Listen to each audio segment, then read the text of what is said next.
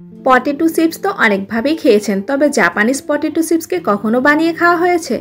আজকে শেয়ার করব Japanese potato chips. আপনারা না বানিয়ে থাকলে তাহলে আজকের রেসিপিটা দেখে খুব সহজে বানিয়ে নিতে পারবেন জাপানিজ পটেটো চিপস। খেতে ভীষণ মজাদার, বানানো খুবই সহজ। আসসালামু আলাইকুম everyone, welcome back to my channel. যে যেখান থেকে আমার আজকের পর্বের ভিডিওটি দেখছেন, আশা করি সকলে অনেক অনেক ভালো আছেন এবং সুস্থ আছেন। আজকের পর্বে দেখাবো মজাদার ক্রিস্পি জাপানিজ পটেটো চিপস।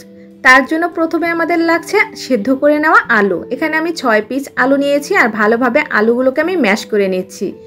খুব ভালোভাবে একটি ম্যাশারের সাহায্যে খুব ভালোভাবে ম্যাশ করে নিতে হবে, কোনো প্রকার দানা থাকা যাবে না। এই কাজটা আপনারা হাত দিয়েও করতে পারেন, তবে এটা কিন্তু খুব স্মুথলি করতে হবে।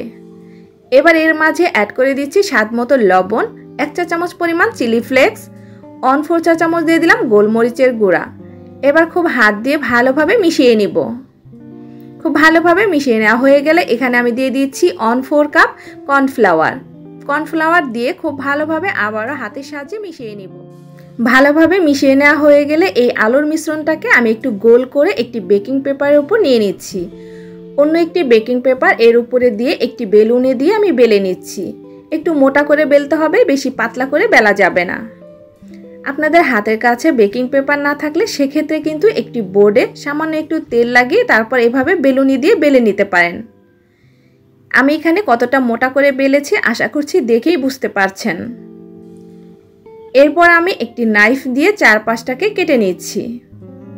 চারপাশটা কেটে আমি একটু স্কোয়ার করে শেপ দিয়ে দিচ্ছি, এতে করে আমার চিপসগুলো বানানো খুবই ইজি হয়ে যাবে। এবার কেটে নেওয়া হয়ে গেলে আমি চিকন চিকন করে লম্বা লম্বিভাবে কেটে নিচ্ছি। এভাবে সবগুলো চিপস আমি কেটে নিয়েছি আর এটাকে খুব সাবধানে উঠিয়ে তারপর তেলে ভেজে নিতে হবে।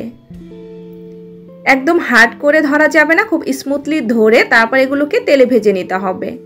আর তেলে ভেজে নেওয়ার জন্য তেলটা আমি গরম করে নিয়েছি। খুব ভালোভাবে তেলটা গরম করে নিয়ে তারপরে এই চিপসগুলো তেলে ছেড়ে দিতে হবে।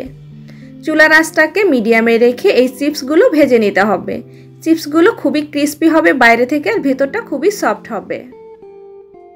প্রথম অবস্থাতে এগুলো নাড়াচাড়া করা যাবে না। এক পাশটা যখন খুব ভালোভাবে ভেজে নেওয়া হয়ে যাবে ওই পর্যায়ে উল্টে দিতে হবে। আপনি প্রথম অবস্থায় এটাকে নাড়তে গেলে এটা ভেঙে যেতে পারে, তাই এটাকে খুব ভালোভাবে এক সাইড ভেজে নেবেন, তারপর উল্টে পাল্টে দিবেন। এভাবে উল্টে পাল্টে খুব ভালোভাবে গোল্ডেন কালার করে ভেজে নিতে হবে। একটু সময় নিয়ে ভাজতে হবে, তাহলে এই চিপসগুলো খুবই ক্রিস্পি হবে।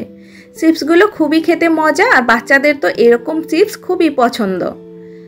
তো আমার চিপসগুলো ভেজে নেওয়া হয়ে গেছে, এবার আমি তেল ঝরিয়ে তুলে নিচ্ছি। এভাবে আমি বাকি চিপসগুলো একইভাবে ভেজে নিচ্ছি। আপনারা চাইলে বাচ্চাদের টিফিনে এই চিপসগুলো পরিবেশন করতে পারেন, আবার চাইলে বিকেলের নাস্তায় কিন্তু চিপসগুলো রাখতে পারেন। খেতে ভীষণ মজাদার এরকম ভিন্ন স্বাদের একটি চিপস কিন্তু আপনি ঘরে বানিয়ে নিতে পারবেন খুব সহজেই, মাত্র কয়েকটি উপকরণে। এই চিপসগুলো আমি গোল্ডেন কালার আর ক্রিস্পি করে ভেজে নিয়েছি। এবার এগুলোকে আমি তেল ঝরিয়ে তুলে নিচ্ছি। চিপসগুলো দেখতে অনেকটাই লোভনীয় আর খেতে ভীষণ মজাদার।